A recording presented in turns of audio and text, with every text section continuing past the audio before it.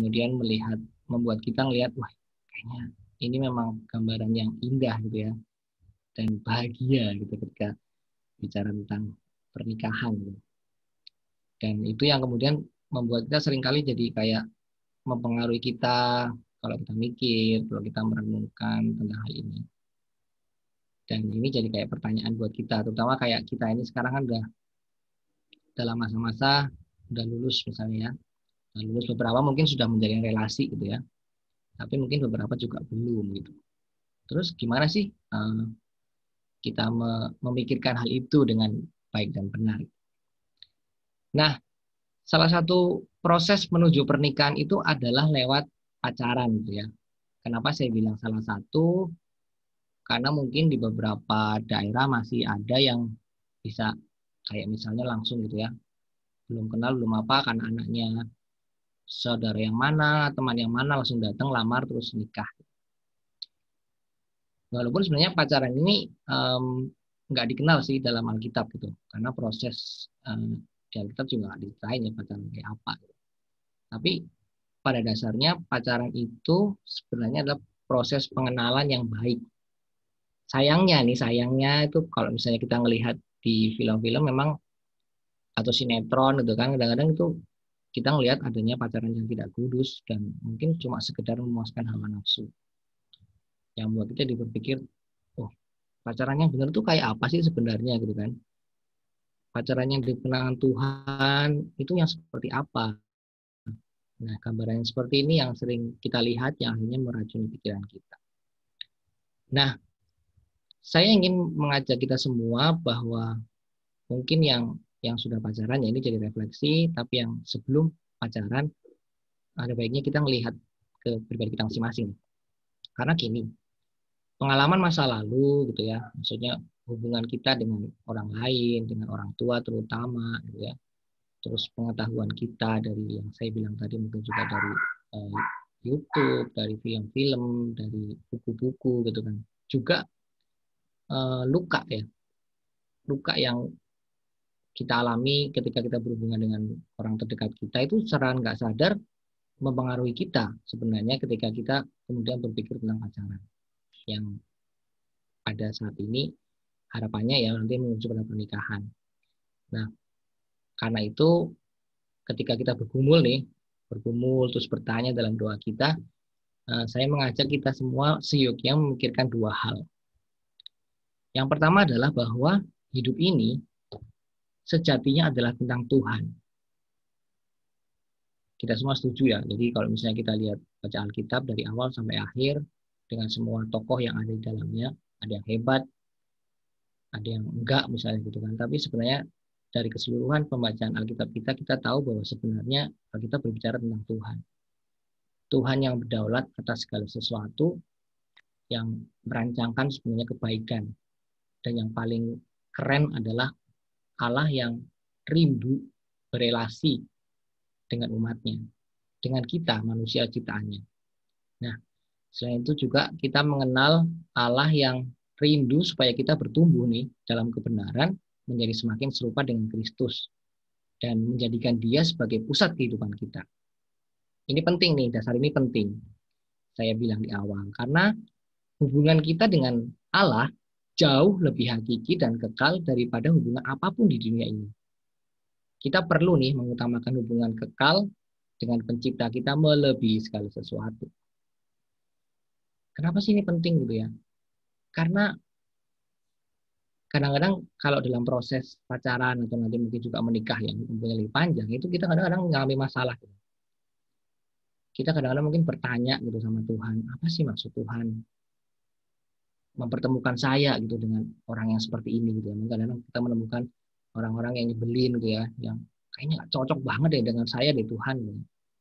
Tapi kalau kita kemudian paham dan menyadari bahwa seyogia ini bukan tentang saya atau tentang kebahagiaan saya atau tentang pasangan saya, kita akan menyadari bahwa mungkin ini adalah saat di mana Tuhan mengizinkan kita menjalani itu sebagai proses kita untuk kita bertumbuh secara karakter gitu ya, menjadi serupa dengan Kristus dan bagaimana lewat hubungan itu kita juga diuji. Apakah benar nih? Kamu tuh benar nggak sih mengasihi aku lebih dari segalanya? Karena kalau misalnya kamu sungguh-sungguh mengasihi aku dengan segala lebih dari segalanya, pada akhirnya ini kita akan kembali kepada Tuhan. Gitu kan. Kita akan terus berkumpul kepada Tuhan, bertanya kepada Tuhan. Satu sama lain itu akhirnya kalau misalnya itu pasangannya digambarkan seperti segitiga gitu ya, atau segitiga ya. Segitiga itu kan di mana Tuhan sebagai pusat, kemudian kanan kiri ini salah satunya mungkin kita, salah satunya pasangan kita. Nah, dalam proses kita semakin mendekat dengan Tuhan, sejatinya kita sebenarnya saling saling mendekati gitu ya, semakin semakin dekat. Dan pengenalan akan Tuhan itu menjadi penting menurut saya karena kadang-kadang kita salah gitu ya, karena kita juga manusia yang pernah jatuh dalam dosa. Dalam proses sekarang ini kita di proses pengudusan itu, karena kita nggak ngerti ini maksud Tuhan sebenarnya dia ngasih roti nih, ngasih roti, tapi kita ngelihatnya Tuhan ini kayaknya ngasih batu deh. Masa sih aku diperkenalkan dengan orang yang sangat-sangat berbeda misalnya, masa aku suka sama orang yang secara kepribadian beda banget gitu. Dan itu seringkali kan membuat kita jadi butuh energi lebih gitu untuk memahami dia, untuk ngertiin dia gitu. Contohnya saya ini dengan Inge dulu ya. Nah, sekarang juga masih ini proses yang saya jalan sampai sekarang gitu. Saya itu orangnya cenderung ngalir aja gitu loh. Ngalir gitu kan. Tapi kalau Inge itu karena dia adalah seorang yang apa namanya ya, dia itu ditinggalkan papanya itu ketika di umur 4 tahun. Jadi dia hanya tinggal dengan ibunya. Jadi dia ketika bertumbuh adalah menjadi pribadi yang cenderung kerja keras gitu. Kerja keras, menghidupi sendiri dan mandiri gitu. Nah, hal itu kemudian jadi berdampak buat saya gitu karena dampaknya adalah bayangkan satu orang seenaknya ya. Saya bilang mungkin lebih gampang saya seenaknya terus dianya itu lebih bertanggung jawab dalam hidup gitu ya. Itu dipertemukan. Akhirnya ya saya mau tidak mau menjadi tidak apa namanya ya, itu jadi sesuatu yang tidak nyaman sebenarnya buat saya. Tapi ketika saya melihat ke sini, semakin ini saya menyadari bahwa oh iya ya, Tuhan sedang membentuk saya untuk menjadi pribadi yang lebih baik, pribadi yang lebih bertanggung jawab. Melihat bahwa hidup ini itu tidak bisa dijalani begitu aja, gitu. Perlu dipahami dengan lebih baik lagi.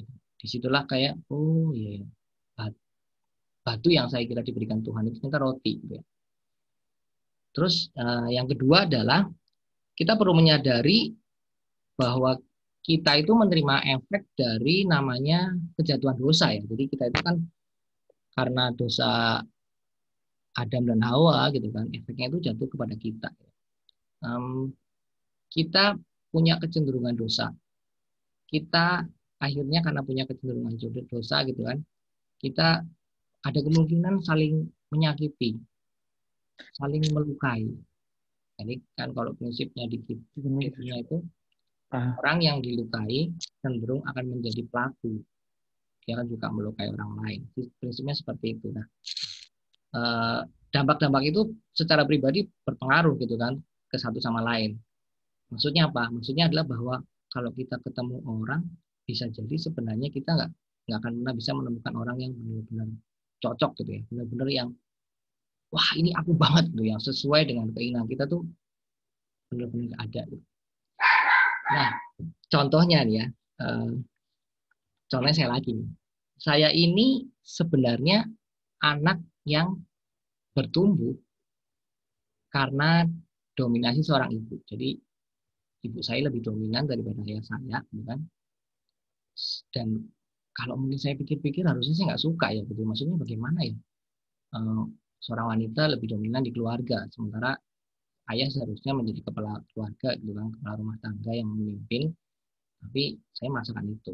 Tapi faktanya saya bertemu dengan seorang wanita yang juga dominan, yang sekarang jadi istri saya. Jadi saya menjalani itu, gitu, menjalani proses itu. Itu adalah bagian dari luka-luka yang saya rasakan dan itu butuh pemulihan gitu dalam prosesnya. Nah, hal-hal itu penting gitu ya. Kepribadian itu penting untuk kita lihat karena kita akan dipersiapkan untuk itu gitu ya. Mengalami siap untuk luka. Jadi ketika kita bicara tentang relasi, kita harus siap untuk luka gitu karena orang lain juga pernah merasakan luka yang sama. Gitu. Dengan pemahaman ini, terus gimana kita tahu kalau misalnya seseorang itu berasal dari Tuhan? Senang nih, karena di tujuan sasaran yang diberikan kepada saya itu dibilang, apakah dia Tuhan? Dianya tuh isi atau isi gitu ya. Cuma saya menanggapinya seperti ini. Jika berasal dari Tuhan itu adalah hanya pernikahan yang bahagia, yang ya itu wajar lah ya, kita semua pengen gitu kan pernikahan yang bahagia. Apalagi mungkin kalau kita punya pengalaman orang tua kita bukan orang tua yang menjalani pernikahan yang bahagia, sering ribut, kita juga pengen kita pernikahan yang bahagia. Cuman kalau tujuannya itu mungkin kita perlu mendefinisi ulang gitu loh, hal tersebut. Kenapa? Karena memang pernikahan yang bahagia itu bukanlah tujuan, dan pada prosesnya seringkali justru menyakitkan ya. Karena tadi yang saya bilang di awal bahwa pernikahan itu adalah proses untuk kita semakin bertumbuh serupa dengan Kristus, dan menjadi serupa dengan Kristus itu artinya kan segala kedagingan, segala keegoisan kita, segala kenyamanan kita gitu kan, itu yang dipertaruhkan. Itu harus ditundukkan supaya menjadi serupa dengan Kristus. Salah satu misalnya contohnya, bagaimana kita bisa mengasihi tanpa syarat seperti Kristus. Itu nggak gampang gitu. Karena selama ini kita cenderung egosentris ya. Ketika orang jatuh dalam dosa, memang dia tidak lagi mengarahkan dirinya kepada Kristus, tapi kepada dirinya sendiri. Diri sendiri sebagai pusat. Jadi segala sesuatu yang dilakukan tanpa tidak sadar itu sebenarnya untuk diri sendiri. Ketika kita berbuat baik, tujuannya apa? Tujuannya untuk supaya kita dipuji, supaya kita senang, supaya kita bahagia. Bukan semata-mata seharusnya ketika kita berbuat baik, itu memang sesuatu yang menyenangkan hati Tuhan, yang berkenan kepada Tuhan. Itu adalah satu contohnya. Dan kalau misalnya kita melihat nih ya di Alkitab itu ya, kalau kita bicara berasal dari Tuhan, contoh yang paling jelas mungkin kita lihat Adam dan Hawa itu ya. Jelas banget ya, Adam dan Hawa itu kan dibilang sama Adam itu Hawa adalah tulang dari tulangku gitu kan, daging dari dagingku. Tapi kita tahu kan kisah selanjutnya seperti apa. Atau Ishak dan Ribka gitu kan. Ishak dan Ribka itu mungkin harapan ideal gitu ya dari seorang laki-laki kalau saya bilang sih ya. Karena Ishak hanya tunggu di rumah, kemudian Abraham mengirim orang kepercayaannya ke kampungnya gitu ya. Terus orang percaya ini berdoa sama Tuhan, dan Tuhan tunjukkan. Terus Ribka datang diantar gitu ya, langsung teneng gitu ya. Itu kayaknya nggak perlu mikir-mikir, udah wise dari Tuhan, jelas dari Tuhan. Dan memang dari Tuhan karena Tuhan menunjukkan seperti yang diminta oleh orang suruhan itu. Tapi kemudian apakah mereka bahagia? Nyatanya enggak gitu ya. Nyatanya mereka menjadi pribadi yang bermasalah dalam relasi gitu, antara Ribka dan Ishak. Maka mereka menjadi orang tua yang cenderung pilih kasih, masing-masing punya anak kesayangan masing-masing. Nah, dalam hal ini kita melihat bahwa Tuhan mengizinkan segala sesuatu gitu ya dalam kedaulatannya, dan kita memahami itu sebagai berasal dari Tuhan. Untuk apa? Sekali lagi yang mau saya tekankan adalah untuk membawa kebaikan bagi kita semata gitu. Tapi bukan berarti juga kita nggak bisa minta ya, bisa aja, bisa banget dalam kedaulatan Tuhan kita bisa minta kok. Minta misalnya Tuhan aku pengen yang parameternya ini gitu ya. Itu bisa banget. Kita bisa minta tanda kepada Tuhan mau seperti apa. Tapi kalaupun hal tersebut nggak dibilang nih sama Tuhan dengan jelas, kita tidak perlu khawatir karena menurut saya ada beberapa prinsip yang bisa kita pakai ya. Yang pertama adalah dia adalah pribadi yang mengasihi Tuhan melebihi segalanya. Saya akan bacakan dari Matius 10 ayat 37. Dikatakan, barang siapa mengasihi bapa atau ibunya lebih daripadaku, ia tidak layak bagiku. Dan barang siapa mengasihi anaknya laki-laki atau perempuan lebih daripadaku, ia tidak layak bagiku. Nah, ketika kita memiliki pribadi yang mengasihi Tuhan, sama seperti kita mengasihi Tuhan lebih dari segalanya, karena itu yang akan menjadi dasar salah satu prinsip yang kita lihat gitu ya. Karena sekali lagi, hidup ini tentang Tuhan gitu ya, dan bukan tentang relasi semata.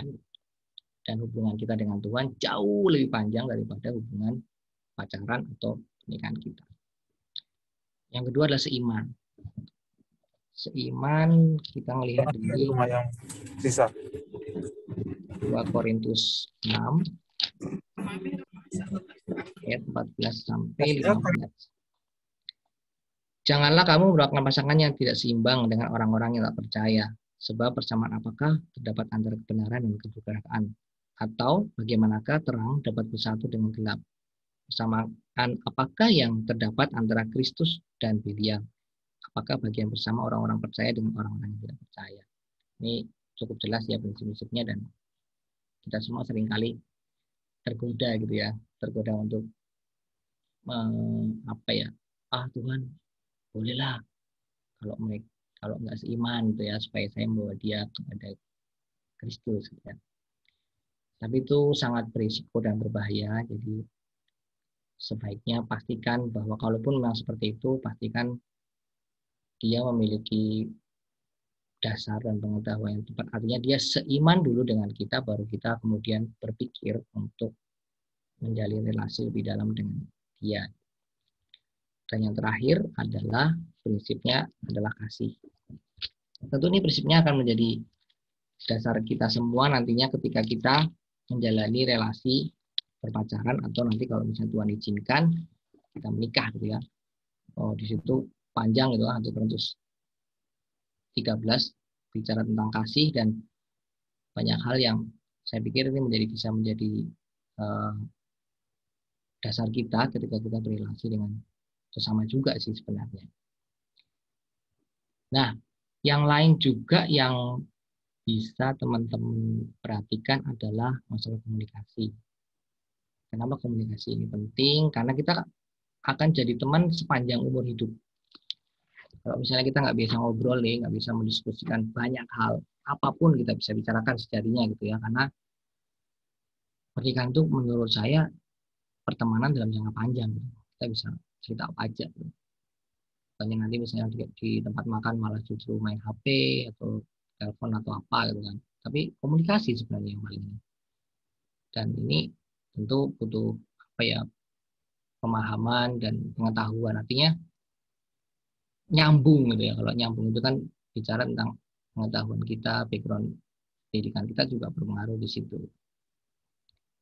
Karena jangan sampai juga tidak seimbang dalam arti yang satu terlalu intelektual misalnya gitu ya.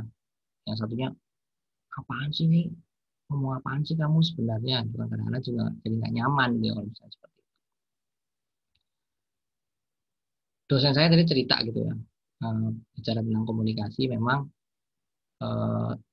kadang-kadang yang istrinya tuh kadang bingung ngomong apaan sih nih? Kamu tuh mau apa sih? Tapi secara prinsip ada banyak hal tertentu yang yang dia pahami, dan suaminya ini selalu ingin terus untuk berkomunikasi dengan istrinya. Nah, begitulah fungsi dalam relasi orang terdekat ya, apalagi suami atau istri. Terus yang selanjutnya adalah mandiri dan dewasa gitu kan. Ini artinya adalah dia seharusnya tidak mencari kebahagiaan lewat pacaran atau pernikahan. Artinya gini, dia secara pribadi dia bisa menemukan kebahagiaannya secara mandiri gitu. Dia tidak perlu bergantung pada orang lain untuk mencari kebahagiaan, untuk mencari hal yang menyenangkan hatinya. Karena jika itu yang menjadi tujuannya dan kemudian dia tidak mendapatkannya, dia tuh cenderung akan jatuh dan kemudian berdampak negatif pada relasi selanjutnya. Nah, teman-teman, saya punya sih beberapa pertanyaan.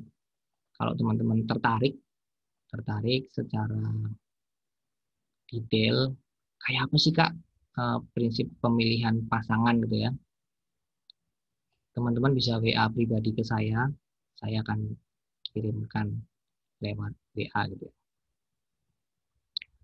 Nah, yang terakhir saya mau sampaikan tentang batasan. Nah, tadi kan kita sudah bicara nih bahwa hidup kita adalah bicara tentang Tuhan. Berarti sebagai status kita kan anak-anak Tuhan. Berarti hidup kita sejatinya mencerminkan Tuhan sejatinya hidup kita memuliakan Tuhan. Jadi kalau misalnya kita bicara tentang batasan, ya batasannya seperti itu gitu loh. Ingat selalu bahwa kita anak Tuhan, kita anak Allah. Ketika kita berrelasi dalam pacaran, kita hanya tinggal berpikir, apakah relasi pacaran saya ini membuat orang memuliakan Tuhan, membuat kita berdua semakin mencintai Tuhan, atau malah justru menjauhkan kita dari Tuhan. Itu pertanyaan yang akan menolong kita ketika kita bertanya, kayak apa sih pacaran orang Kristen itu? Nah, di bukunya Henry Cloud, judulnya adalah Boundary in Dating, itu dia menjabarkan tentang dua hal yang penting gitu ya dalam pacaran, berkaitan dengan batasan tadi. Yang pertama adalah kebebasan, yang kedua adalah tanggung jawab.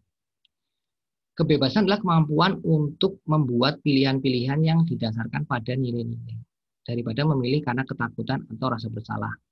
Orang yang bebas membuat komitmen karena mereka merasa itu merupakan hal yang tepat untuk dilakukan dan sepenuh hati melakukannya.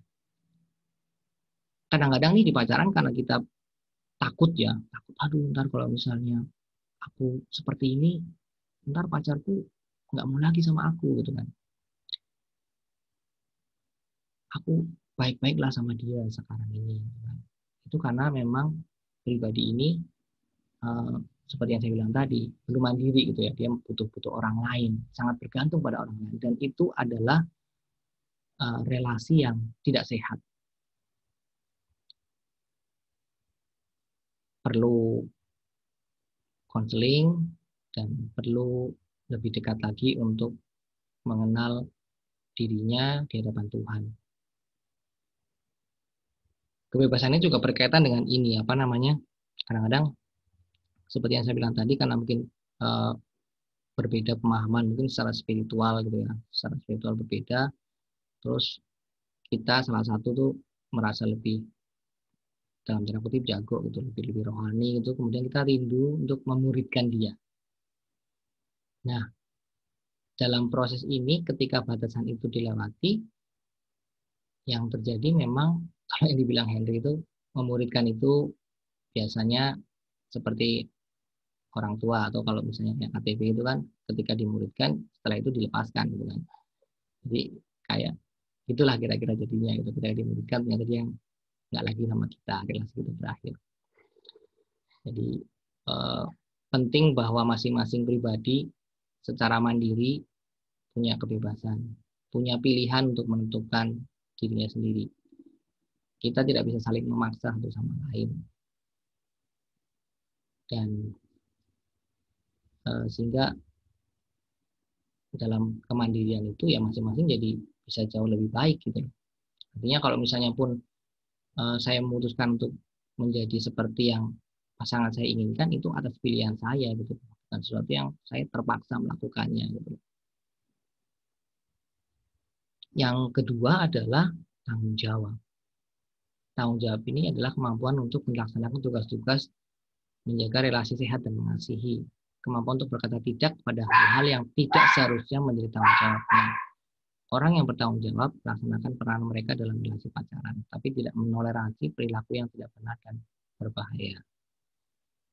Ya, tanggung jawab ini sekali lagi nggak lepas dari status kita tadi ya sebagai anak Tuhan gitu ya.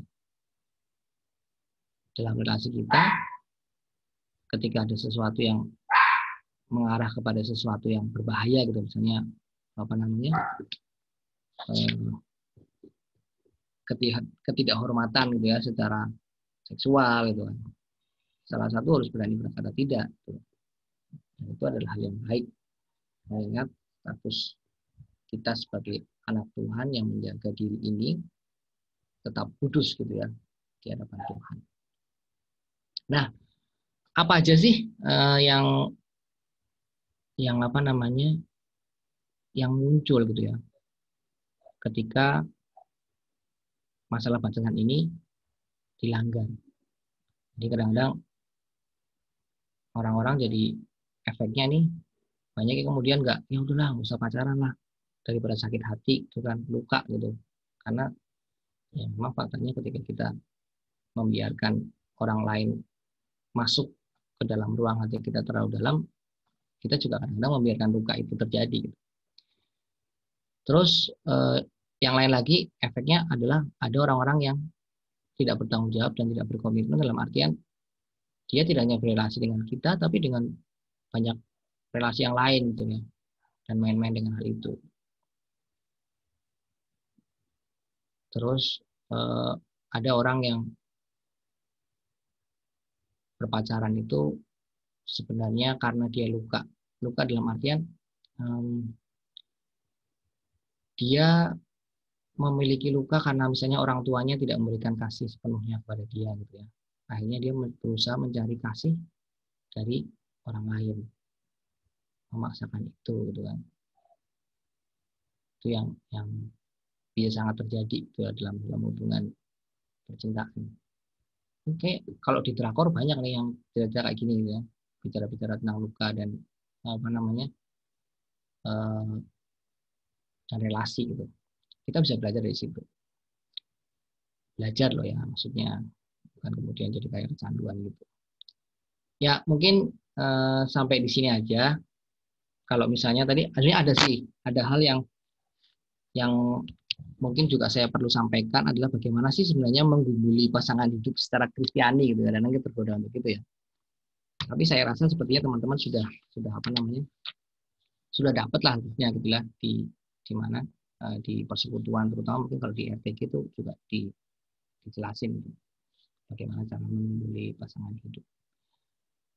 Terakhir ini buku yang bisa teman-teman pakai, ini juga buku yang saya pakai, beberapa saya pakai di penjelasan ini.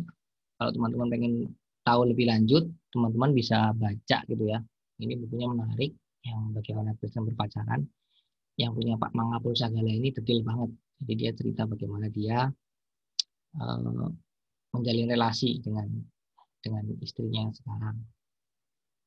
Terus yang boundaries and dating ini pendekatannya baik karena dia menggunakan dua pendekatan gitu ya. Jadi ada secara psikologis tapi juga secara Kristiani. Mungkin itu aja sebagai pembukaan dari saya. Kesimpulannya adalah sebenarnya bagi saya penting sebelum kita menjalin relasi atau kalaupun sekarang sedang menjalin relasi adalah tetap utamakan Tuhan sebagai pribadi yang hubungannya dengan kita jauh lebih panjang, lebih kekal gitu. Karena kita kan bicara tentang Allah itu kan bicara tentang relasi kekal. Gitu. Dan menarik kalau di bukunya Francis Chan dan Lisa Chan itu dibilang segala permasalahan relasi itu sebenarnya terjadi karena permasalahan relasi kita dengan Tuhan, dengan Allah. Sehingga ketika relasi Allah dengan kita baik, Allah akan menolong kita supaya kita bisa menyelesaikan juga gitu permasalahan relasi dengan orang lain, dengan sesama kita. Dan yang kedua yang penting yang saya sampaikan tadi bahwa kita mungkin tidak akan menemukan seseorang yang sepenuhnya cocok dengan kita gitu. Tapi percayalah bahwa ketika Tuhan mengizinkan dia bersama-sama berrelasi dengan kita, itu adalah sebuah proses pertumbuhan menjadi serupa dengan Kristus. Terus yang terakhir yang penting juga adalah ini mungkin bisa menolong teman-teman gitu ya untuk menolong teman-teman mengenali calon pasangan teman-teman, salah satunya dengan tes MBTI. Tes MBTI teman-teman bisa search MBTI gitu ya. Itu lebih lebih kompleks daripada yang selama ini kita tahu yang kayak cuman sanguin, flekmatis gitu ya. Terus kolerik sama ada lagi apa? Sanguin, flekmatis, kolerik, terus satu lagi aku lupa. Itu lebih kompleks dan kenapa itu perlu? Paling tidak itu bisa menjadi gambaran kita bagaimana kita berrelasi dan memahami orang lain yang ternyata berbeda. Sehingga dalam perbedaan itu kalau memang kita kemudian ya udah saya memahami itu dan menyetujui itu, kita bisa berjalan bersama gitu. Karena cinta dan sayang itu tetap bisa terjadi walaupun ada perbedaan. Begitu. Terima kasih teman-teman. Oke, terima kasih Kak Hengki buat sharing dan renungannya. Ya, kesimpulannya udah dibilang Kak Hengki sih tadi di akhir. Kalau ya maksudnya perbedaan itu ya nggak apa-apa. Tapi kalau misalnya kita sama-sama mau bertumbuh dan kita lebih dekat sama Tuhan, itu ya itu yang kita inginkan sih. Nah, teman-teman atau kakak-kakak sekalian, ada yang mau bertanya mungkin atau ngasih ya bertanya, bisa juga langsung atau enggak dari kolom komentar.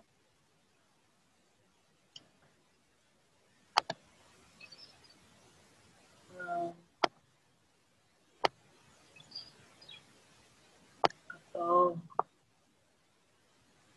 gak ada gitu yang mau nanya.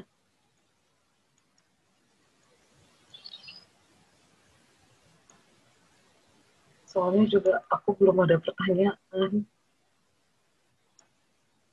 Baguslah, berarti udah jelas banget. Berarti udah jelas banget penjelasan Kak Hengki ini. Terima kasih. Gak ada beneran yang nanya. Silahkan kakak abang yang ingin bertanya teman-teman.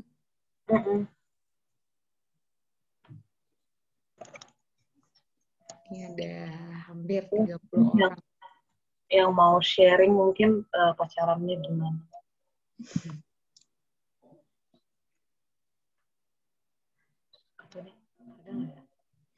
Kalau enggak aku aja deh Kak Hengki. Mau nanya Kak. Kak Hengki aku mau nanya. Jadi tadi kan Kak Hengki bilang kan ada kriteria gitu untuk mencari pasangan hidup gitu kan.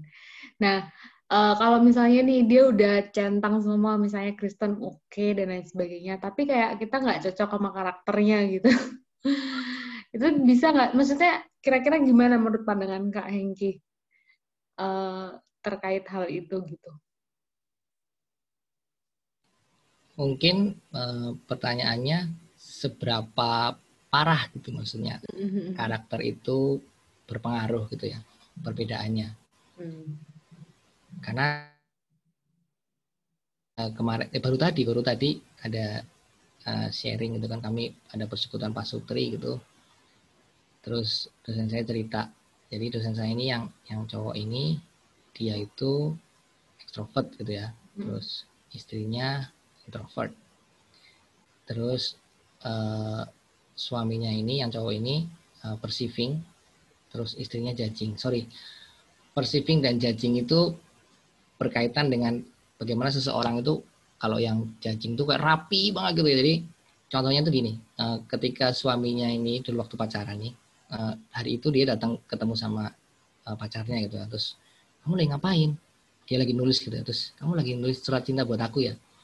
Ternyata enggak, jadi dia nulis agenda kegiatan selama sehari dengan jam-jamnya, jadi jam sekian sampai jam sekian. Itu orang judging. Sementara satunya lagi perceiving gitu kan. Perceiving itu kayak saya ya, let it flow lah, pokoknya gambaran besarnya adalah misalnya hari ini saya mau ngerjain tesis misalnya, ngerjain paper. Tapi begitu saya ketemu orang yang curhat, saya berubah agenda gitu kan, mengerjakan yang lain. Nah, itu di situ gitu. Jadi kan sebenarnya kalau misalnya boleh dilihat itu kalau karakternya tuh beda banget, jauh gitu loh. Tapi ya dalam perkenanan Tuhan dan dalam kesadaran bahwa aku cinta kok sama kamu walaupun kamu berbeda, ya mereka bisa jalan. Jadi sekali lagi juga kemudian yang penting juga tanyakan sama Tuhan ya, itu penting kan. Tapi saya pikir dalam kondisi itu pun itu bisa banget. Terus yang dia kasih tahu lagi nih, saya lupa tadi kasih tahu, bahasa kasih. Teman-teman tahu bahasa kasih ya? Jadi bahasa kasih itu bicara bagaimana ketika orang-orang tertentu melakukan sesuatu, dia merasa lebih dikasihi dibandingkan ketika melakukan sesuatu yang lain gitu ya. Nah, dia bilang gini, bahasa kasihnya suaminya itu pelayanan. Jadi kalau dia melakukan bantu-bantu bersih-bersih gitu kan, jagain anak, cuci piring gitu ya, itu dia merasa aku sudah mengasihi kamu dengan cara seperti itu. Karena aku juga merasakan kalau aku dilayani gitu kan, kalau misalnya aku dikasih dibikinin kopi gitu kan, aku suka, aku merasa dikasih karena aku seperti itu. Tapi ternyata istrinya itu bahasa kasihnya adalah waktu berkualitas, sama kata-kata pendukung. Jadi dia suka kalau misalnya dikasih semangat ya sayangku gitu kan, aku cinta kamu gitu kan, atau kata-kata misalnya aku tuh sayang kamu gitu kan, kayak gitu-gitu. Nah, jadi ketika dia, kok kamu nggak pernah ngirim aku not lagi ya, kamu kok nggak pernah ngomong sih. Tapi suami bilang, aku sayang kamu gitu kan, aku udah melayani kamu lah, aku udah jagain anak kita loh, aku sudah, nah, itu kan berbeda banget ya. Tapi dalam hal itu apakah kemudian itu bisa negosiasikan? Bisa gitu loh, bisa banget. Dan mereka juga akhirnya saling menyadari dan bertumbuh dalam proses itu.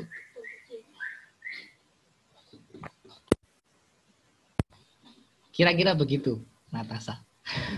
Ibadahnya. Kalau saya karena ini, saya dengan Inga itu bahasa kasihnya hampir deket-deket, jadi ya bahasa kasih Inga tuh sentuhan gitu ya. Jadi kalau dia disentuh, dipijet gitu ya, dia tuh merasa dikasihi. Terus pelayanan ya, pelayan katanya. Maaf. Jadi kalau saya bantuin dia cuci piring gitu ya, itu dia senang, wah suami saya mengasihi saya gitu kan. Dan kalau saya kesentuhan juga, saya sentuhan ya. Kalau saya sentuhan, jadi kalau misalnya dia peluk, terus kemudian juga sambil dengan kata-kata aku cinta kamu sayang, nah itu saya sudah sayangi gitu ya. Jadi deket-deket. Tapi sekali lagi bisa gitu, itu tetap bisa gitu, bisa diterusin. Tapi sekali lagi ya tadi, kalian perlu mendiskusikan lebih lanjut kalau memang itu benar-benar sesuatu yang nggak bisa banget gitu ya. Dan dalam pergumulan dengan Tuhan itu bisa ditanyakan. Oh, Kak Hengki, bagaimana peran pasangan saat kakak secara pribadi bergumul tentang mengerjakan visi atau beban yang Tuhan taruh dalam hati kakak? Bagaimana kakak dan Kak Inge bergumul saat kembali melayani mahasiswa dan alumni? Terima kasih sharingnya, Kak. Waduh, ini cerita masa lalu jadinya. Iya, semua dimulai dari pinangan gitu ya. Kalau bicara tentang pergumulan visi kami di mahasiswa dan kemudian sekarang di alumni, pinangan. Jadi waktu itu BP bilang dalam bercanda mereka ketika kami waktu itu saya masih bekerja di Timika, terus kami datang ke Jakarta main, terus diajak makan gitu sama senior-senior itu. Terus di upload di status Facebook ditulis, wah ini calon gitu ya, sekali tepuk dapat 2, dibilang seperti itu. Tahu ya maksudnya pasti ya. Waktu itu saya nggak kepikiran macam-macam sih, tapi dalam pergumulan itu kemudian sampai akhirnya Bang Jimmy juga datang ke rumah, kami mendoakan, kami tuh waktu itu berpikir seperti ini, kami pengen, ini kepinginan kami gitu, kepinginan kami ketika kami melayani di PMKT gitu kan, kalau boleh kami yang memberi gitu kan, bukan diberi gitu kan. Jadi makanya kami berpikir untuk bikin usaha sendiri. Nah dalam pergumulan itu kemudian akhirnya Inge juga membuat usaha kan, dia bikin toko. Jadi harapannya sebenarnya awalnya toko itu ingin dijadikan sumber gitu, sumber penghasilan buat menghidupi kami sambil kami juga pelayanan. Jadi bagi saya begitulah ya peran Inge gitu kan dalam apa namanya, dalam mendukung saya untuk menjalani visi ini. Dan dalam proses itu juga kami juga berbagi dalam artian gantian ya, kayak misalnya kayak yang sekarang banyak di rumah gitu ya, kalau Inge lagi bekerja gitu kan, saya bapak rumah tangga terus sekarang soalnya nih karena di rumah gitu kan, ya saya jagain anak-anak gitu kan. Tapi kalau saya lagi ngerjain tugas ya itu tugasnya Inge. Jadi saya pikir itulah fungsi dari pasangan ya, saling mendukung, saling melengkapi. Dan ya kira-kira gitu sih kalau misalnya ini jawaban dari pertanyaannya Mbak Patrick ini. Thank you, Kak. Sama-sama. Izin tanya, Kak. Monggo. Ya, mau tanya sebelumnya saya ucapkan sapa dulu ada Kak Ling. Halo Kak Ling dan kakak-kakak semuanya. Apa kabar semuanya baik-baik ya? Iya. Ya, mau tanya Kak Hengki, mungkin ini pertanyaan mungkin yang saya alami juga mungkin ya. Jadi mungkin ada yang sama kayak teman-teman juga gitu kan. Kalau kita udah bekerja dan posisinya juga jauh dan lokasinya juga mungkin di sini populasinya dominan tetangganya kita gitu kan, bukan yang dominan yang Nasrani. Jadi satu sisi kita kan nama juga sudah dewasa, kita butuh support gitu kan di luar orang tuanya kita ataupun keluarganya kita yang selalu support. Kita juga butuh seseorang gitu kan, karena ini kan ngomongin balance pasangan. Jadi cuman kita agak takut juga gitu Kak. Jadi kita takut ya udah kalau cuman sekedar berteman terus kita salah pilih hanya untuk mengisi kekosongan yang tadi gitu kan. Karena memang kalau kita di sini cari-cari pun misalkan ya saya di Sumbawa di Nusa Tenggara Barat. Jadi salah juga asal kita ini karena saya pengen nggak jadi kita nggak asal pilih juga gitu kan ya. Jadi nggak boleh buru-buru juga. Cuman seperti itu kondisinya. Mungkin bagaimana mengatasi seperti itu. Artinya kita secara pengen nih nyari yang pasangan yang seiman, yang benar-benar juga saling bisa support dan ya emang yang diinginin Tuhan. Cuman kalau melihat kondisinya nggak bisa, apalagi jauh lokasi saya dan di sini dominan umat Muslim dan saya pengen seperti itu, cuman nggak bisa gitu. Itu seperti apa ngatasinya Kak? Cuman seperti itu. Yang pertanyaan kedua, saya punya saudara dan saya juga tahu gimana orangnya, dia dekat sama Tuhan lah. Semuanya ya apapun yang utama adalah Tuhan. Cuman sampai saat ini umur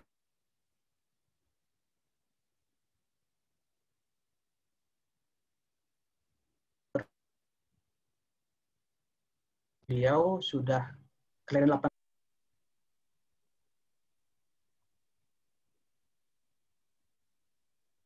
Putus-putus, Bro Heri. Sorry, ada yang nelpon. Oh, Catering.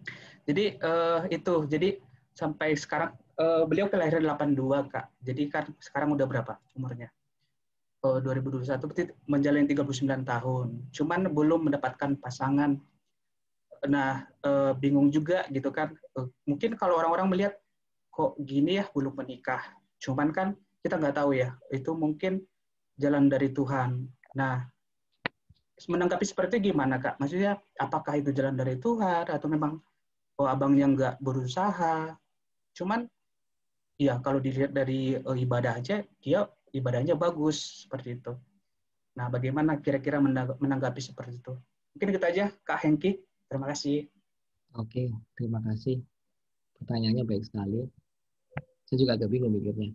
Tapi yang pertanyaan pertama begini. Seperti yang saya sampaikan tadi di awal gitu ya. Karena relasi kita seharusnya diutamakan kepada relasi kita dengan Allah gitu ya.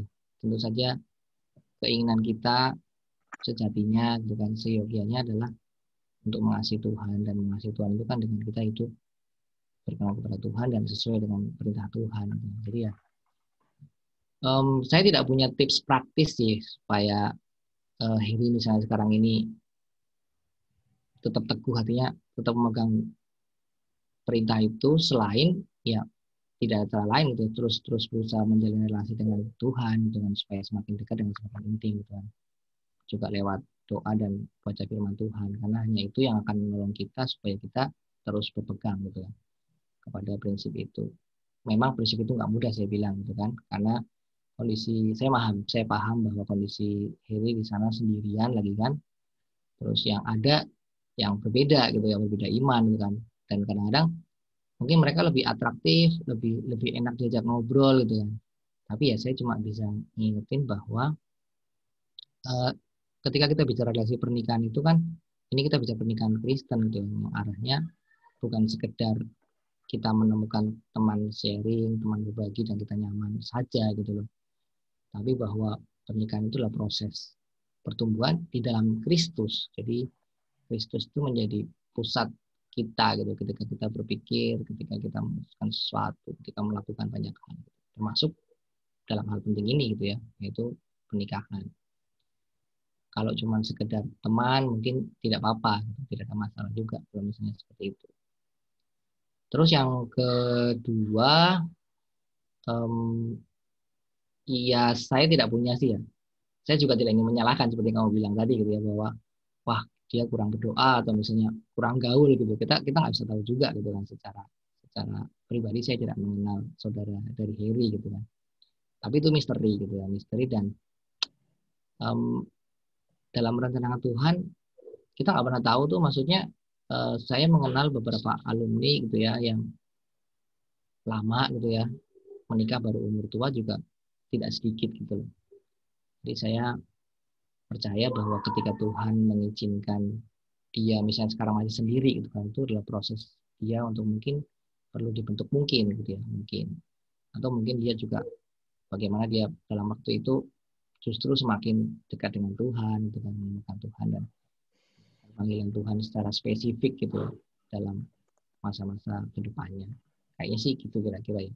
Maaf kalau tidak memuaskan jawabannya. Siap. Makasih Kak Hengki. Terima kasih Eri pertanyaannya. Ntar bisa dilanjut tuh, tanya lagi sendiri sama Kak Heng kita. Siap Kak Ling. Nah,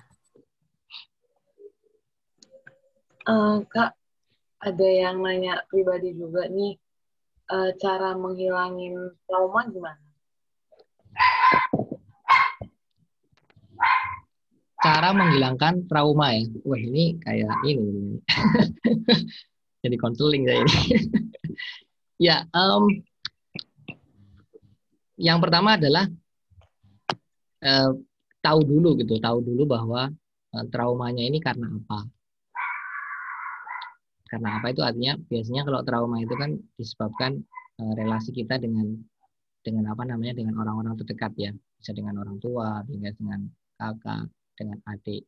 Nah, ketika kemudian itu disadari, biarkan itu kalau misalnya itu bikin kamu sedih, misalnya bikin kita sedih, ya biarkan kita merayakan dalam tanda kutip ya, merayakan kesedihan atas trauma itu.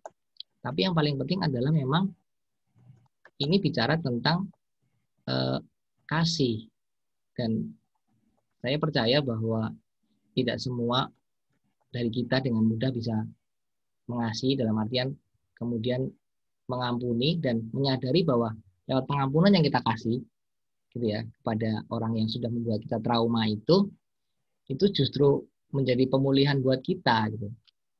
Jadi lukanya itu tidak lagi basah gitu ya, korengan kalau istilah Jawa, tapi kering dan benar-benar hilang bekasnya. Dan memang kalau kemarin teman-teman bisa, ada yang datang nggak ya kemarin pas waktu Bu Aileen bilang gitu ya, mengampuni itu memang ranah ilahi. Jadi sekali lagi itu memang hanya Allah yang memampukan kita untuk kita bisa mengampuni dan beroleh pemulihan gitu dari trauma itu. Begitu kira-kira. Tapi secara spesifik banyak sih sebenarnya trauma itu. Jadi kalau misalnya mau ini harus lebih detail gitu ya, supaya kita bisa mengorek-orek dan kemudian jadi menemukan obat yang tepat untuk masalah trauma itu. Oke. Boleh Japri kalau itu. Iya, jadi yang nanti yang tadi nanya mungkin bisa jawab langsung Pak Hengki. Siap. Dan yang lainnya ada lagi.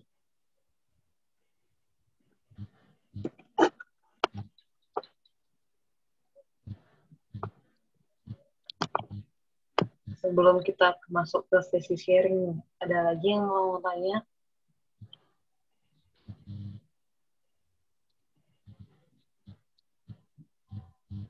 Kak, aku mau nanya dong, Kak.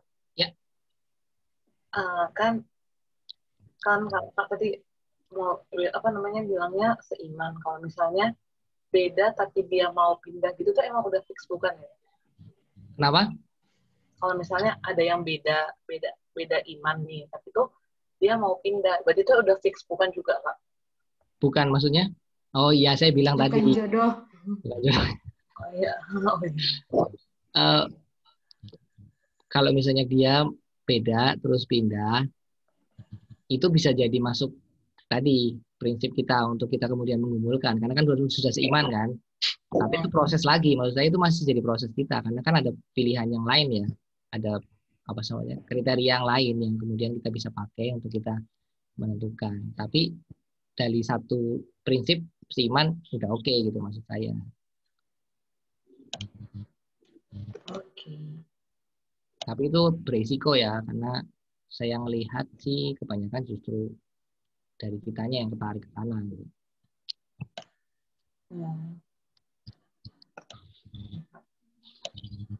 Dan gini, yang kedua adalah saya punya pengalaman pribadi bahwa papa saya itu dulu Kristen, tapi memang Kristennya tidak terlalu dalam gitu ya.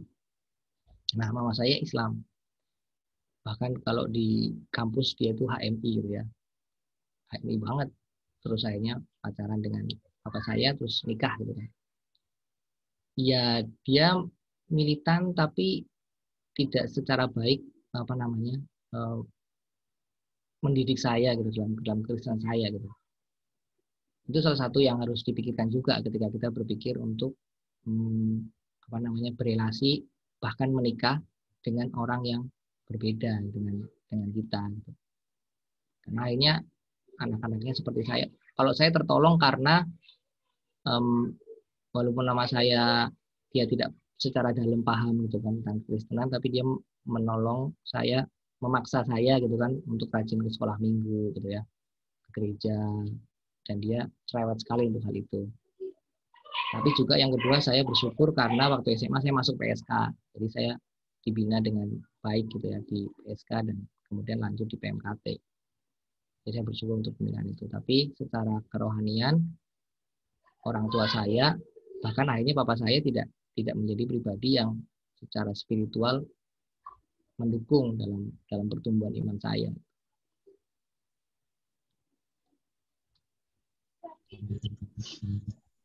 Yang lainnya ada lagi?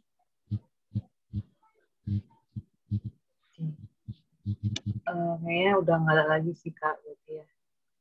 Ya udah, kita selanjutnya kita mau dengerin sharing dari pasangan PMKT juga, alumni PMKT juga, dari Kak Naning, tentang gimana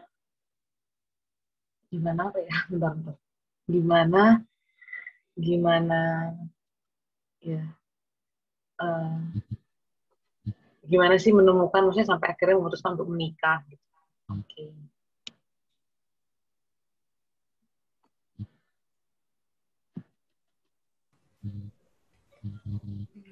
Shalom semua, Kak Ling, Kak Hengki, Shalom, teman-teman dan abang kakak. Ya, jadi kemarin kami ditawarin buat sharing oleh Natasha. Mungkin kan tadi Kak Hengki juga udah menyampaikan banyak gitu ya dari sisi kekristenan lah sebenarnya, prinsip-prinsip kekristenan, bagaimana kita mencari pasangan gitu kan. Mungkin kalau sharing aja dari pengalaman pribadi kami gitu, sampai pada akhirnya memutuskan untuk menikah tuh gimana sih. Nah, mungkin awalnya sih kebetulan karena beruntungnya aku itu dari SMA kan ada KTB. Nah, jadi dari KTB itu waktu SMA KTB ku bilang gitu, coba dari sekarang digumulkan gitu kriteria pasangan yang diinginkan tuh seperti apa, dan juga diberitahu juga gitu tentang prinsip-prinsip yang tadi, yang seperti yang kenapa harus seiman dan yang lain-lain. Tapi karena namanya juga anak SMA ya, jadi pemikirannya tuh belum yang terlalu harus tujuannya ke pernikahan gitu, tapi hanya sebatas kayak ya kriteria pacar lah kayak gitu. sampai pada akhirnya kuliah dan juga ikut di PMKT, banyak ada PD juga, ISTAF. Di situ baru menggumulkan kriteria pasangan yang untuk menikah, ke pernikahan gitu. Nah, kalau dari aku sendiri mungkin ya, kriteria yang dasarnya pasti juga prinsipnya itu adalah seiman gitu. Lalu juga kenapa mungkin tadi kalau Kak Hengki udah sharing juga tentang latar belakang keluarganya, mungkin kalau aku boleh sharing sedikit juga adalah karena bapakku tuh dulu juga Muslim, tapi setelah menikah, terus kakak pertamaku sebelum lahir itu jadi Kristen. Jadi memang yang mengajari dasar-dasar Alkitab dan lain-lain itu lebih banyak ke ibu. Seperti itu. Makanya di situ juga aku ngerasain banget gimana sih pentingnya prinsip keimanan orang tua gitu terhadap ke anak-anaknya. Lalu yang selanjutnya juga visi misi hidup, karena ketika juga aku misalnya cerita-cerita, kan kebetulan kakak KTB-ku ketika SMA itu kayak 5 tahun di atasku, jadi ketika aku kuliah dia udah menikah gitu, jadi ketika dia cerita-cerita juga di situ aku tahu kalau misalnya visi kita setelah menikah itu juga penting gitu. Misalkan misal nih aku mempunyai cita-cita yang mungkin yang gampangnya ya, bukan visi yang mungkin kayak berguna bagi bangsa dan apa, mungkin kalau misalnya gampangnya aku punya cita-cita sebagai wanita karir misalnya. Terus aku bertemu dengan seorang pria yang ternyata dia pengen istrinya itu full time di rumah gitu karena pengen fokus ke anaknya. Nah itu kalau tidak dibicarakan dengan baik pasti akan nggak match lah nanti ke depannya. Makanya di situ juga kriteria kedua aku adalah visi misi kami itu harus pas gitu. Nah setelahnya baru itu adalah kriteria-kriteria yang emang aku pengen gitu. Kayak misalnya awalnya ganteng. Dulu aku pengen punya suami itu dokter. Terus habis itu pintar. Nah, terus seiring berjalannya waktu mulai sadar gitu kalau aku kan mainnya di teknik terus. Aku orangnya bukan tipe yang kayak sangat sosial yang bisa keluar cari teman sendiri gini gitu ini itu. Makanya kalau mau cari suami dokter kan harus punya teman kedokteran ya. Itu agak sedikit impossible waktu kuliah. Jadi mulai realistis kalau misalnya aku mau mulai dari sekarang cari pacar ya pasti orang-orang yang di sekelilingku lah yang aku pertimbangkan gitu. Karena itu aku juga tipe orangnya harus kenal gitu, harus benar-benar kenal. Nah, terus mulai dari situ, terus bertemulah dengan dia. Nah, terus habis kan tadi kalau secara awal dia Mas Alvan datang juga, aku sebenarnya di situ aku bukan posisi yang aku nggak punya alasan untuk menolak dia, karena pertama seiman juga, terus dia pintar dan maksudnya tidak yang nggak, paling yang menabrakkan adalah mungkin visi misi kan belum pernah kita sharingkan kan karena juga baru awal pendekatan gitu. Jadi di situ aku memutuskan kayak oh ya temenan lebih dekat dulu gitu kan. Nah baru melalui setelah beberapa lama gitu sharing juga tentang keluarganya. Di situ juga ketika sharing tentang keluarga, sebenarnya satu hal yang membuat aku lebih yakin adalah ketika dia bilang kalau kadang di keluarganya tuh sering doa bareng, terus dia sering saat teduh. Nah di situ adalah ini yang ini adalah orang yang aku cari gitu loh, yang karena aku merasakan yang tadi di awal gitu bagaimana background orang tuaku, jadi ini yang aku cari. Nah baru setelah itu seperti tadi di-sharingkan Kak Hengki kayak bagaimana kita menyelaraskan antara visi misi dan juga karakter. Karena karakter kami sangat berbeda. Dia yang sangat ekstrovert dan sosial kemana-mana, aku yang sangat introvert dan memendam gitu, susah buat ngobrol istilahnya. Nah di situ banyak lah otomatis berantem juga kayak gitu. Nah tapi setelah beberapa lama kami juga ngobrol evaluasi tentang gimana sih hubungan kami selama ini.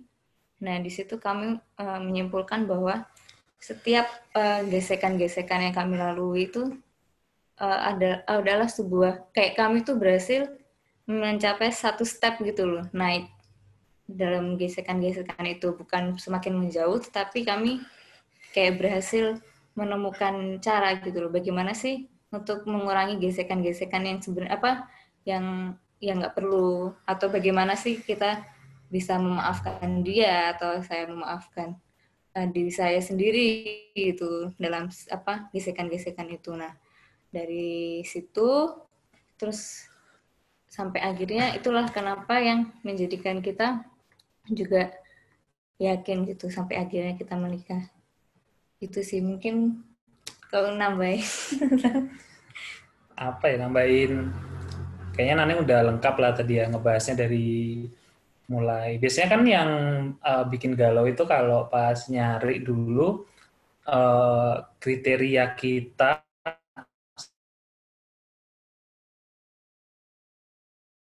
kriteria lingkungannya nggak realistis. Jadi mungkin salah satu tipsnya, kalau aku kan karena aku ekstrovert ya, jadi salah satu tipsnya untuk bisa nyari atau yang bisa dideketin kayak gitu, ya salah satunya cari circle lain. Ya kalau misalnya di PMKT kalian udah mentok gitu istilahnya, yaitu bisa cari di gereja atau di ya banyaklah komunitas yang lain, bahkan mungkin komunitas volunteer. Aku baru kayak di Jakarta kan, kalau di Jakarta kan banyak ya komunitas kayak gitu ya. Jadi pas aku mulai kerja itu aku ikut salah satu volunteer gitu. Nah di situ juga ada orang-orang yang ketemu di situ gitu. Itu juga salah satu cara juga sih. Kalau buat Heri mungkin lebih susah lagi ya tantangannya ya. Kalau di Jakarta kan banyak lah komunitas seperti itu. Ya perlebar circle sih.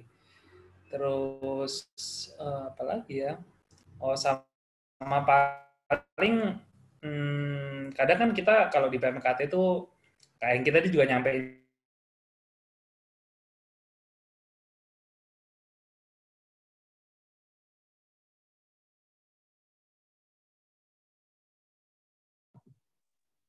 itu ngerasa kalau ya atraktif atau cocok kayak gitu. Karena ya itu kenyataan gitu. Misalnya nih, simpelnya ya, ini contoh aja sih. Kalau kita pengen punya pacar yang misalnya pinter gitu, istilahnya pinter ya. Nah, terus kita nggak pernah berada di kondisi untuk berusaha menjadi ya paling nggak omongannya sama lah. Misalnya kalau di teknik ya kita ngobrolin tentang apa ya, rancangan apa gitu misalnya, biar ngomongnya nyambung. Nah, hal kayak gitu kadang lupa gitu kita. Jadi ya kita nunggu aja, nggak ngapa-ngapain, tidak mempersiapkan sesuai kriteria kita, diri kita ya maksudnya, supaya kita ketemu yang sepadan di itu kayaknya ya bagian yang cukup penting yang aku juga belajar gitu. Paling itu sih kalau dari aku. Mungkin kalau ada yang mau tanya mungkin ya. Bingung juga mau sharing apa. Ya mungkin dari pertanyaan kali ya. Aku boleh nanya Mas Alfa, Kak Naning. Boleh. Tapi keren sih, maksudnya ada dapat insight baru gitu tentang tadi cukup komprehensif ya dari awal nyari, terus kriteria, terus tadi ada tips juga nyarinya kalau yang lagi pengen nyari gitu kan, terus juga ketemu rintangan-rintangan gitu kan berdua gimana. Dulu kan berarti misalnya nih Kak Naning atau Kak Mas Alfa sebaliknya waktu nunggu, jadi kan maksudnya nggak langsung ketemu ya waktu itu kayaknya di PMKT gitu. Nah, waktu nunggu tuh kira-kira gimana? Apalagi untuk yang cewek nih gitu kan, kayak apa sih, kita in waiting gitu loh rasanya tuh. Nah, itu tuh kira-kira apa sih yang dilakukan gitu? Paling tantangannya paling besar sih sejujurnya. Karena kalau cowok tuh bisa nyoba sana sini, cari, deketin, kalau nggak jadi ya udah cari lagi. Nah, kalau cewek ini tricky sih, mungkin Naning lebih cocok dijawab ini. Apa ya, jadi mungkin kalau misalnya teman-teman ada yang suka baca, ada buku juga sih, bisa Lady in Waiting. Tapi aku belum, sampai sekarang juga belum pernah selesai itu. Cuman sempat di beberapa bab aja, Lady in Waiting. Itu bagaimana ketika, terutama yang kita si wanita, yaitu tadi ketika kita istilahnya menunggu gitu lah ya, menunggu kayak yang cowok itu datang, itu kita harus gimana. Nah, sebenarnya banyak sih yang bisa kita lakukan, yaitu dari mengupgrade diri sendiri juga. Nah, kalau aku waktu itu menunggu, sebenarnya karena waktu itu juga masih kuliah ya, jadi aku menunggunya bukan yang kayak bener-bener karena udah nggak ada yang aku kerjakan, terus aku pengen menikah, terus aku menunggu gitu, bukan. Jadi karena aku juga masih ada tanggung jawab kuliah, ya aku mengerjakan apa yang bisa aku kerjakan di situ, aku upgrade diriku di situ. Bagaimana aku harus bertanggung jawab dengan kuliahku, terus juga di PMKT juga kan bagaimana aku juga bertanggung jawab di situ. Jadi lebih ke ya apa yang bisa aku lakukan lah sekarang untuk mengupgrade diriku, itulah yang aku lakukan gitu ketika menunggu. Kayak sebenarnya ya kayak gitulah. Mungkin konteksnya bisa beda sih ya. Kan kalau sekarang ngobrol kerja ya. Iya, kalau kerja mungkin agak berbeda ya. Ya mungkin juga teman-teman bisa fokus ke karir juga bisa. Jadi nggak yang terpaku bahwa kayak wah aku kok udah umur segini belum punya pacar ya, terus udah diem gitu, mungkin enggak. Tapi lebih apa yang sih yang teman-teman bisa kerjakan sekarang, mungkin dengan aktif dengan karirnya teman-teman bisa jadi banyak kenalan lagi, mau nambah circle lagi, network, atau mungkin mau sekolah lagi itu juga bisa kan. Jadi jangan berhenti melakukan apa yang bisa teman-teman lakukan hanya untuk menunggu jodoh gitu. Best.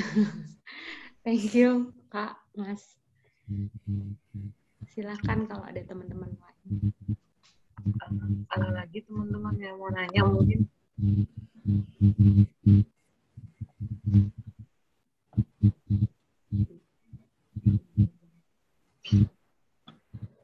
Kayaknya karena long weekend ya, jadi kayak pada bingung gitu juga mau nanya apa. Pada pengalaman kali.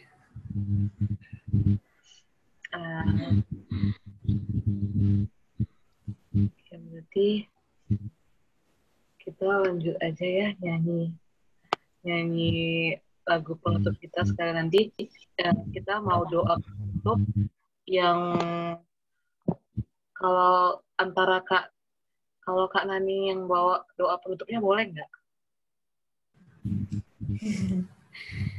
Boleh. Kita menyanyikan lagu Ajarku Berdiam.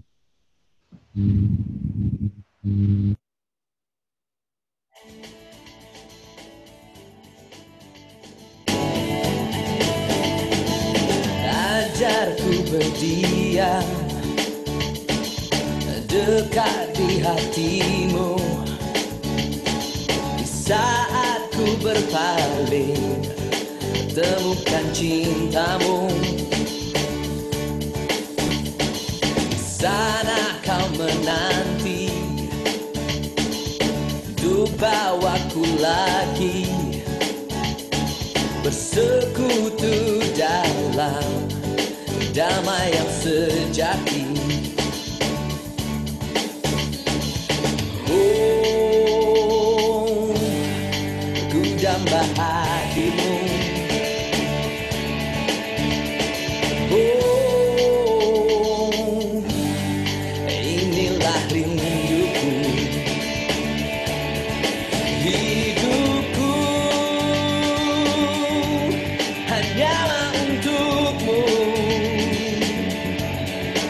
segenap hatiku kagum dan kebaikanmu, dan nafasku menceritakan kasihmu. Oh, wajarku berdiam dekat di hatimu. Ajarku berdiam dekat di hatimu. Saat ku berbalik temukan cintamu. Oh, oh, ku dambah hadirmu. Oh, oh, oh, inilah rinduku, yeah, hidupku hanyalah untukmu. Segenap hatiku kagum kan kebaikanmu. Oh, dan nafasku menceritakan kasihmu. Oh, wajarku berdiam dekat di hatimu.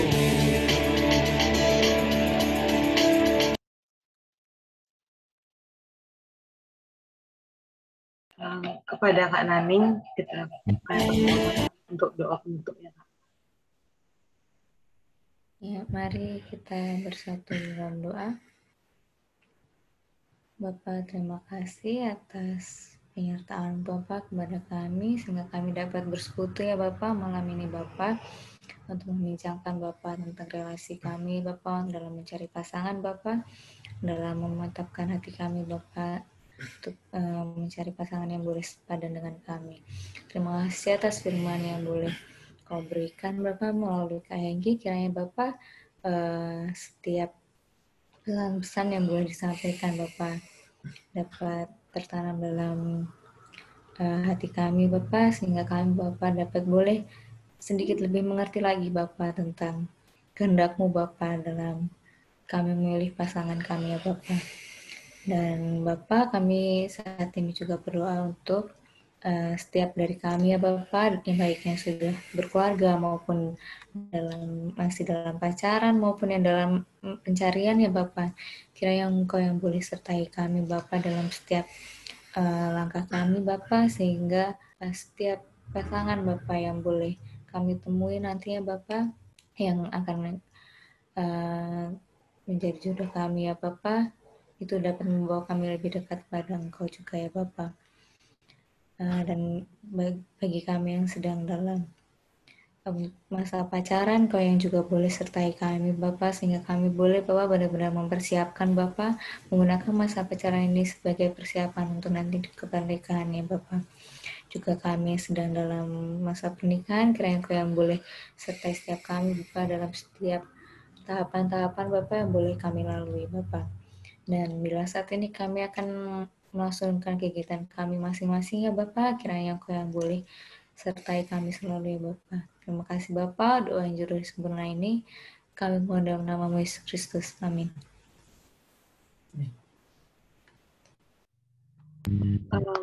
Buat kakak-kakak atau teman-teman yang masih mau diskusi lagi, bisa tanya-tanya di sini juga atau enggak ke Kak Hengki juga bisa. Makasih juga buat Kak Hengki sama Kak Naning buat renungan dan sharingnya. Kita bisa foto bersama dulu. Ya, kita mau foto bersama, jadi teman-teman atau kakak-kakak bisa on cam mungkin.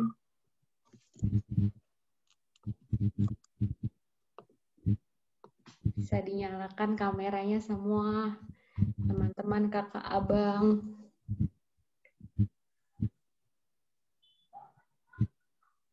Oke.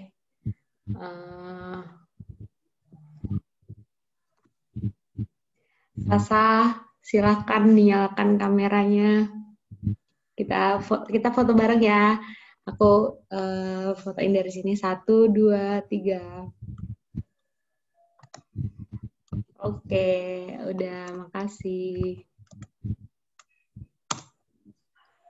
Oke. Makasih semua.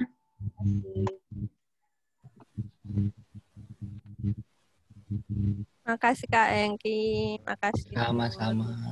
Makasih Kak Hengki, Kak Naning, dan Mas Alfa udah sharing. Bulan depan lagi ada? Ada Kak. Ada pengumuman? Kalau sama Nani pacaran berapa lama ya? Ayo berapa lama? Kamu Aku ngaku. dari 2016 akhir, berarti 4 tahun ya? 4 tahun. 4 4 tahun. tahun, mantap. Kalau baca buku yang itu, bagaimana berpacaran itu, idealnya dibilang pacarannya 2 tahun aja, 6 bulan sampai 2 tahun, terus nikah. Iya. Oh gitu ya Kak. Aku yang ngono sih Kak saja nih. Cuma si Nani Kalau nggak ada modal nikahnya gimana Kak Hengki? Di buku itu dijelasin nggak Kak? Dibilang ya itu proses pernikahan. Jadi memang kadang-kadang kan kita alasannya Iya, Bang itu punya Denat. ya dan lebih baik itu menikah muda sebenarnya, kayak Naning sama Alfa nih, woi boleh gitu kan nikah. Umur berapa kayak gitu, Lava sama Naning? Kalau Umurnya berapa sekarang? 26 aku. 26. 26 ya. Sebenarnya aku pengen waktu awal-awal itu berapa ya, malah 23 aku malah Dua- pengen. Wow, keren. Tapi si Nanengnya kan pengennya cari kerja dulu, terus pengen nyoba apa kehidupan. Ya dia kan nggak pernah ngekos kan dulu kan, jadi Ya, ya. pas kerja kan pengennya sendiri gitu. Jadi ya saling Ada overtime berarti ya, tambah tahun jadi 4 tahun tadi.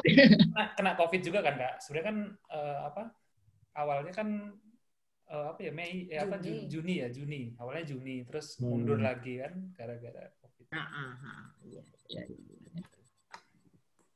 Ya, good.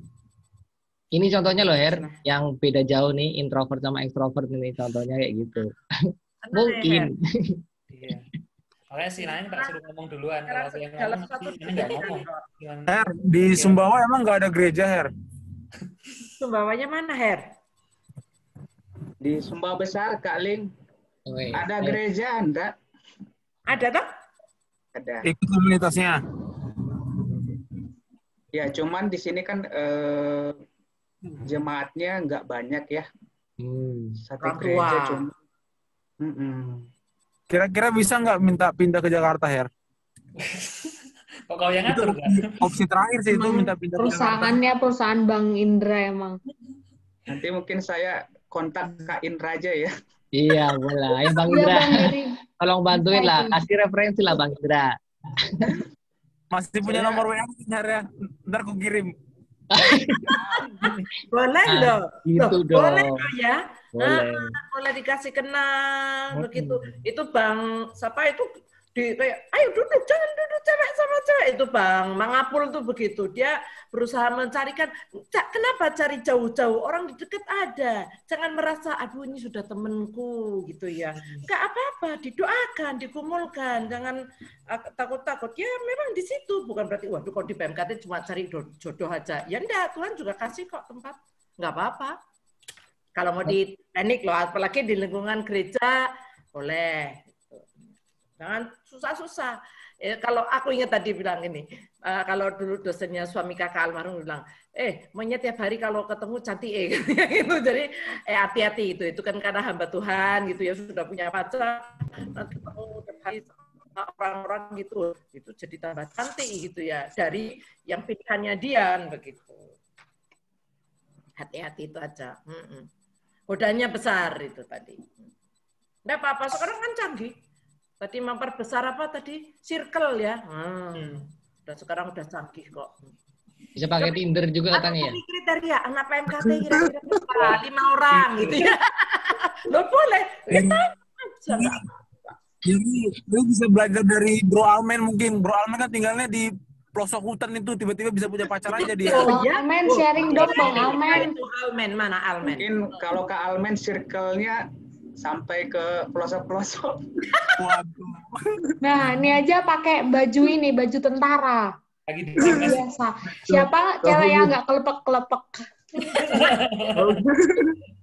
dengan Bang Almen Doki Figurian? Mungkin Almen bisa sharing bentar. Punya pacar dia. Waduh, seneng lah. Gimana Bang Almen? Silakan Bang.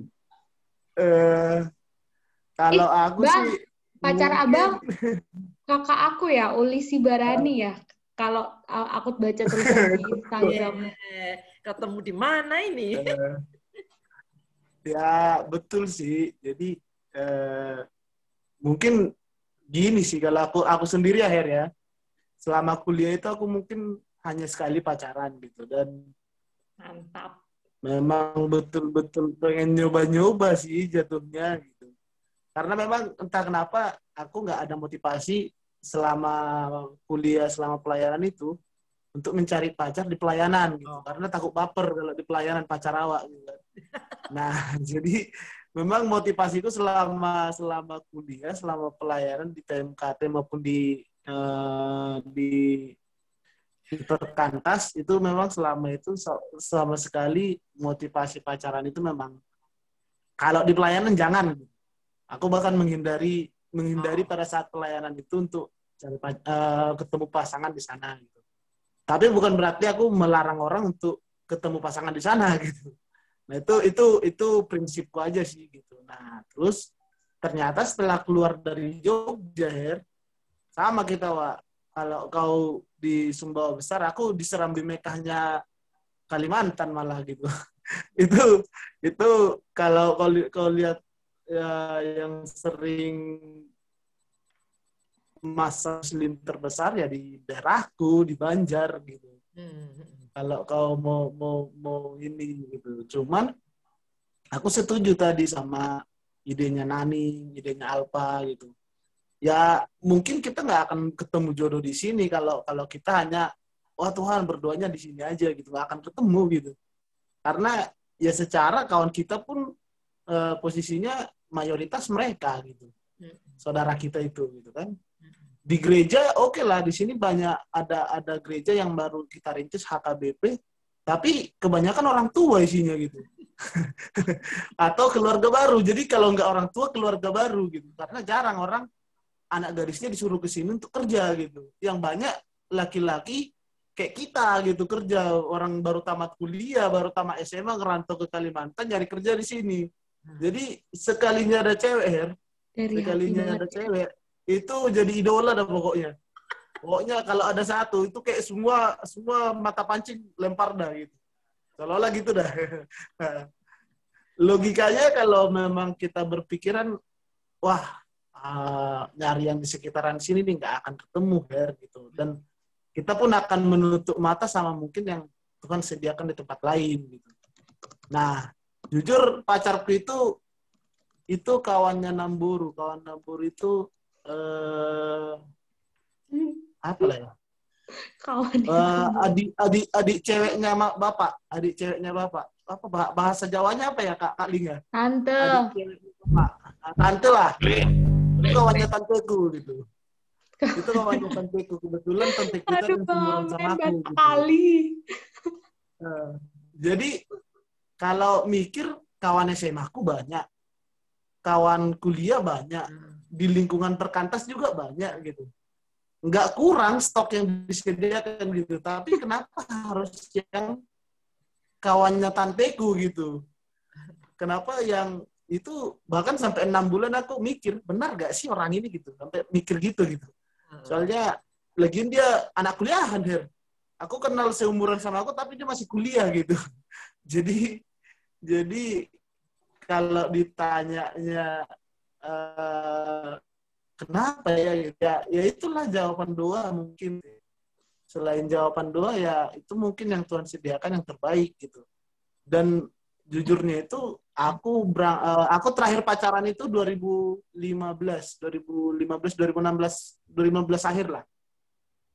Nah, aku baru ketemu sama si pacarku sekarang itu sudah di 2019. Jadi 3 tahun itu ya nggak kepikiran sih sama sekali gitu. Maksudnya nggak kepikiran untuk sampai memperkecil diri, bahkan untuk nyarilah coba ya sama yang ini, nggak kepikiran gitu. Dan ketika orang-orang udah sibuk mungkin pada bahas nikah, entah kenapa secuek itu aku gitu. Dan sampai sekarang ya entah kenapa gitu, aku berpikiran bahwa akan ada ketemu di waktu yang tepat dan di waktu yang indah gitu. Dan menurutku sih, walaupun orang bilang ya quarter life crisis katanya, menurutku sih nggak ada sih itu gitu. Kalau memang menurut kita Tuhan udah sediain, pasti sediain lah gitu. Dan kuncinya sih jangan menutup semua kemungkinan gitu. Karena oke lah, besar mungkin nggak sebanyak itu pilihan gitu. Tapi kan punya komunitas lah, punya komunitas dulu, bahkan kita ada komunitas-komunitas yang mungkin bisa jadi inilah ya, bisa jadi entah mungkin satu angkatan waktu masuk Telkom kah, entah satu angkatanmu di SMA kah, entah ya aku bilang tadi kawan tenteku bahkan ya nggak ada nyangka aku sama sekali kawan tenteku gitu.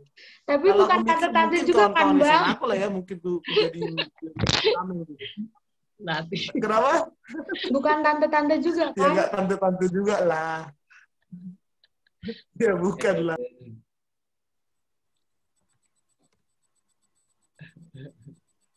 Ya, Kak Almen. Sangat luar biasa Almen, ya. kapan nikah Almen? Udah mau Bang Indra kemarin belanja ulos. Udahan. Jangan lupa undangannya Kak Almen.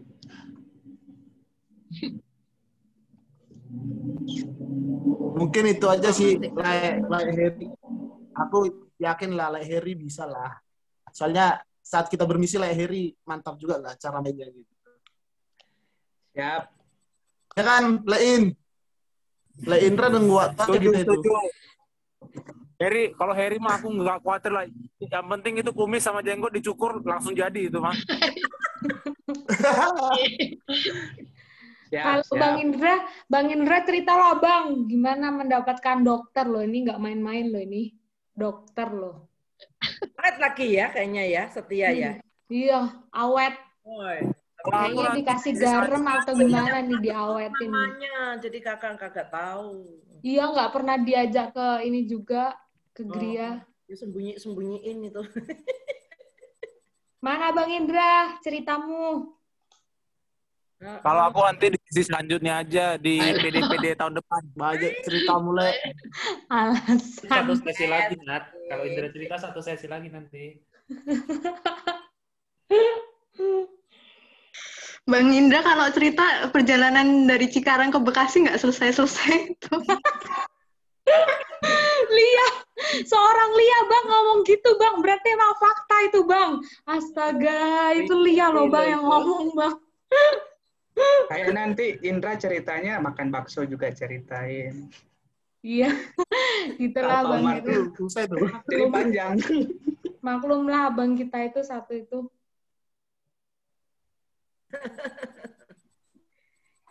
Atasnya lah sama anak Bogor itu. Anak Bogor siapa? Ya udah, makasih kakak abang semua. Gimana? Dadah, thank you semuanya, thank you. Terima kasih semuanya. Kak Ling, kakak-kakak semuanya. Tuhan berkati. Terima kasih Kak Ling, Kak Engki, dan saudara-saudara yang lain. Ya, men. Semangat semuanya. Tuhan Lautan Hujan Nusantara. Tuhan berkati. Baru kali ini aku lihat Naning sama Alpa setelah nikah. Johan Lautan Hujan Nusantara baca chatku. Chat apa Bang? Parah kalau nggak baca chatku ya. Si Johan lagi baca chat itunya, ceweknya. Bang Indra jangan ganggu-ganggu. Apa Bang Indra ngechat? Tuh Lagi malam minggu Lihat tuh mukanya. kontol kali. Ya udah. Tenggelam Bang, udah tenggelam. Dadah semua. Dadah semua. Terima kasih semua.